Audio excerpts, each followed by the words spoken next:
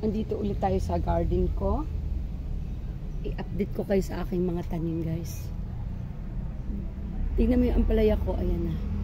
Gumapang na siya doon. Umakit na siya doon sa taas. Oh, ayun. Ang dami niya ng sanga. Excuse me. Ayan o, diba? Lumagot na yung aking mga tanim, guys. Mga tanim, guys. Ayan. Tapos yung aking talong. Update ko rin kayo sa aking talong. Ayan. Mag-harvest tayo ngayon. Dahil marami na siyang bunga. Ayan, oh. Ayan siya, guys. Then, ayun. Then, ito pa. Ang dami niyang bunga. Malalaki na. Mag-harvest tayo ngayon. Ayan. Ayan, diba? Ang dami niyang bunga. 1, 2, 3, 4, 5. 5 piraso yung harvestin ko ngayon dito sa puno na to, guys. Tapos dito naman sa isang puno, ayan, maliliit pa yung bunga, alanganin pa siyang i-harvest. Ayan na. Ayan. So, palalakihin muna natin yan. Marami din siyang bunga. Ayan. Din yung aking alugbate, ayan. Malago na rin siya, ayan o. Din yung aking okra. Yung okra ko, guys, nung nakaraan, may pumasok yata dito. Hindi ko alam kung aso or kambing. Pero, kung kambing naman din ang pumasok, dapat kinain tong mga tanim ko. Hindi naman kinain yung mga tanim ko, guys. Tinumba lang nila. Kaya ang ginawa ko, tinukuran ko yung mga okra ko. Ayan.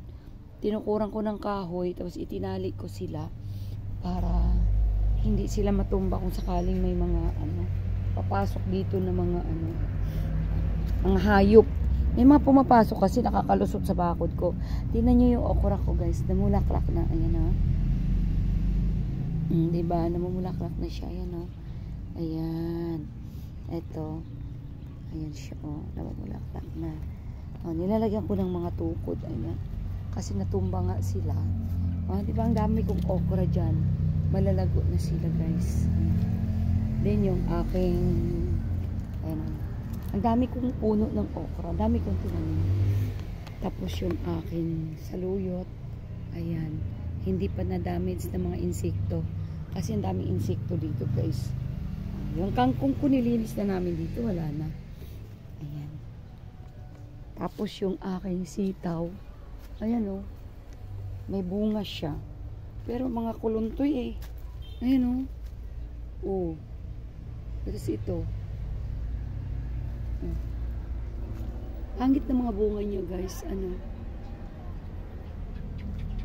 Sabi ng mister ko na sobrang yata sa alaga.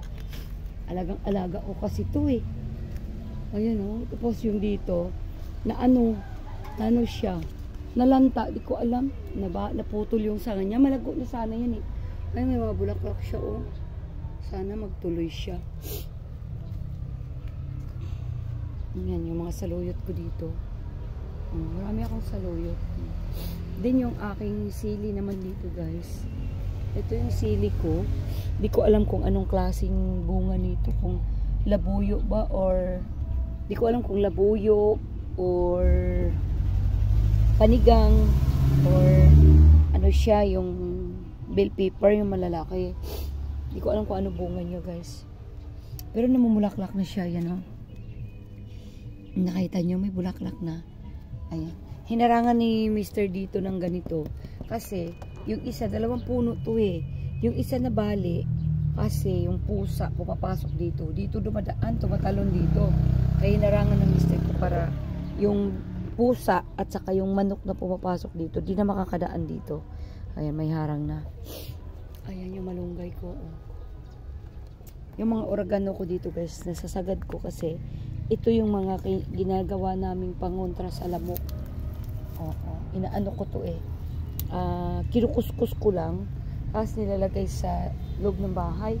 Sa mga ilalim ng upuan, ng ilalim ng TV, ganon. Yung mga gabi ko, nag-umpisa ng lumago. Ayan o. Pero kakaunti pa lang sila. Ito yung source ko ng pakway dito, guys, pag lumago sila. Ayan. Iilan pa lang eh, sa kapayat. Yung sambong ko ang din, alaga ko rin tong sambong ko, guys. Kasi malaking pakinabang din tong sambong na to guys. Nilalaga ko siya, iniinom ko kasi para sa UTI. Ayan. Din yung aking malunggay, pinaputulan ko kay Mr. nung nakaraan. Ayun oh, mano na siya. Tumubo na siya. Ayun oh. Oh. Tumubo na siya, ang dami niyang tubo. Lilinisin ko yan guys, ititira ko kaunti lang para nagsiksikan sila eh. Ayan o. Sa kabila ganun din. Ayan. 2 puno kasi itong malalaki. Ayan. Diba? Ay, tignan mo yung okra ko. Maliit pa siya pero ayan, namumulaklak na rin siya o. Mayroon na rin siyang pasibol na bulaklak guys. Ayan o. Ayan.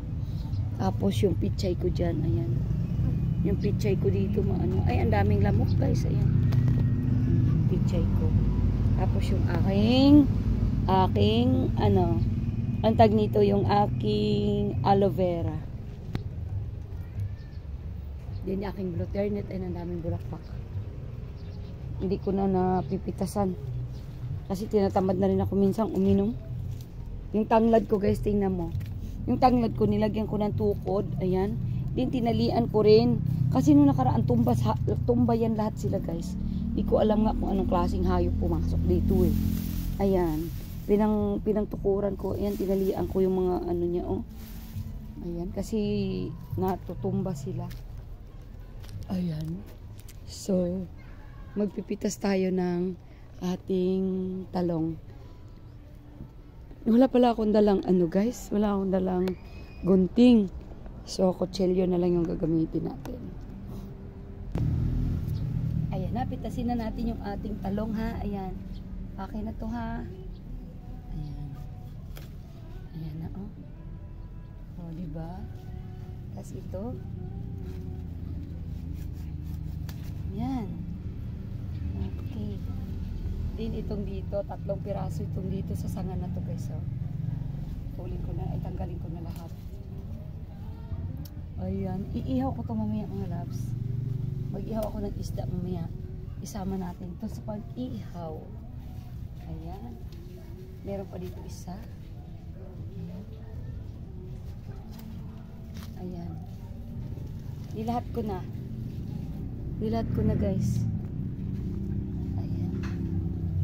O diba? Malalaki sila. At saka fresh na fresh. Malakat dito. Diba? Mga ganun siya kahaba guys. Ayan. Ayan. Ayan. Itong iba medyo maliliit pero kinuha ko na rin kasi minsan naabutan ako dito sa paggulang eh. Ayan. So, ayan na yung ating talong. Ayan. Yung alugbati ko. Pipitas din ako doon ng malunggay guys kasi magugulay pala ako mamaya. Mag-ihaw ako ng bangos. Tapos yung ulo. Lalagyan ko ng malunggay. Pitas tayo dito.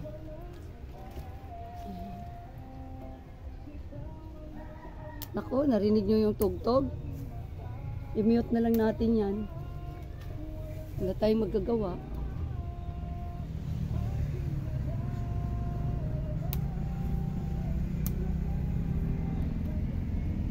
Ito. Then, dagdagan pa natin ito.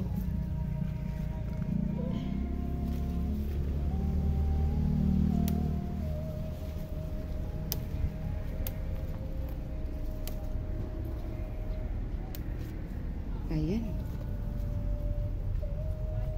Diba? Fresh na fresh. Ito lang yung kainaman guys pagka may tanim ka at masipag ka magtanim, makalibre ka na ng gulay. Ayan. Ayan. May talong na tayo, may malunggay. Kukuha tayo tanglad guys. Dito tayo. Yung mga kapitbahay ko dito sa akin nanghihingi ng tanglad eh. Kasi wala silang tanim. So dito sa akin. E bibigyan ko rin naman kasi paanin ko naman tong marami naman. Diba? Swerte ako guys kasi may bakante pa dito na natataniman. Pag ito ay ginamit na ng may-ari, wala na rin. So, sinamantala ko na habang bakante, tanim-tanim, di ba? Makalibre ng gulay, di ba? Ayan yung aking mga taniman. Look at that, guys. Nakakatuwa. Natutuwa ako dito pag bumisita ako dito sa mga tanim ko eh. Ayan, di ba? Marami sila. Yung mga okra ko talaga yung malalago. Okra ko, saluyot, then yung ayan, dami kong okra, guys. Then yung aking mga talong na yun, 2 puno lang yung talong ko, guys, pero alagang-alaga ko yan. Then yung aking ampalaya. Ayan yung aking ampalaya, oh. Nag-umpisa na siyang lumago, sana magbunga. Pinakausap ko rin yan sila eh. Sabi ko magbunga kayo ng marami ha. Bigyan nyo ako ng maraming bunga. Ganun daw yun guys, kakausapin daw. Ayan na. Salamat sa inyong panonood guys. Thank you. Ayan. Maraming salamat. Bye-bye. Ito lang yung update natin sa ating garden. Thank you so much for watching.